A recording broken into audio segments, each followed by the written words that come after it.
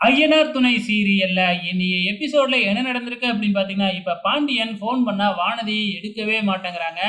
பிளாக்ல போட்டாங்களாட்டுக்கு. அதனால ஃபோனே போகல. என்ன செய்றதுன்னு தெரியாம பாண்டி ஒரு பக்கம் தவிச்சுக்கிட்டு இருக்கிறாப்புல. நடேசன் வேறயா குடிச்சுக்கிட்டு வந்து அலப்பற பண்ணிக்கிட்டு இருக்கிறாப்புல வீட்ல. நம்ம நிலா தான் போயி, "நீங்க என்ன வேணாலும் பண்ணிக்கீங்க. ஆனா வீட்டுக்குள்ள சவுண்ட் வரக்கூடாது" அப்படின்னு சொல்லிட்டு போயிடுறாங்க.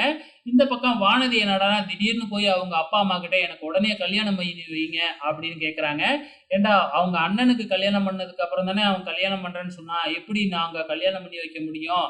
அப்படின்னு கேட்க, நான் ஒண்ணும் பாண்டியன கல்யாணம் பண்ணி வைங்கன்னு சொல்லல. யார வேணுமாலும் எனக்கு கல்யாணம் பண்ணி வைங்க. இதுக்கப்புறம் நான் பாண்டியலாம் போய் கல்யாணம் பண்ணிக்க மாட்டேன். அப்படி இப்படின்னு டயலாக் அடிக்கிறாங்க. வானதி இப்படி பேசுறத பார்த்துட்டு வானதியோட அப்பா, அம்மாவுக்கே அதிர்ச்சியா இருக்கு. இருந்தாலும் இந்த வானதியெல்லாம் நம்பக்கூடாது. இப்ப கோவப்பட்டு அவ கூட சண்டைய போட்டுட்டு வந்து வேற ஒருத்தன கல்யாணம் பண்ணி வையின்னு சொல்லுவா. அதுக்கப்புறம் நம்ம இவ பேச்ச கேட்டு ஏதாச்சும் ஏற்பாடு பண்ணோம் அப்படின்னா, மறுபடியும் அவங்க கூடயே ஓடி போயிடுவா. இவளலாம் நம்பவே முடியாது அப்படின்னு வானதி சொன்னதையெல்லாம் அவங்க பெருசாவே எடுத்துக்கவே இல்ல. இந்த பக்கம் நம்ம சந்தா எப்படியோ யார் மொபைல்லயோ இருந்து நம்ம சேரனுக்கு ஃபோன் பண்ணி பேசிக்கிட்டு இருக்கிறாங்க. அப்ப நம்ம சேரனும், "நீ கவலைப்படாத. அதான் 6 மாசம் டைம் இருக்குல்ல. நான் ஏதாச்சும் செய்றேன்." அப்படிங்கிற மாதிரி நம்ம சேரனும் வானதி கிட்ட பேசிக்கிட்டு இருக்கிறாங்க. நம்ம பாண்டி கடைக்கு ஜாமான் வாங்கிக்கிட்டு போகும்பொழுது, இந்த வானதியோட அண்ணன் வந்து வேணும்னே பாண்டிய கிண்டல் பண்ணி, நக்கல் பண்ணி பிரச்சனை பண்றாப்புல.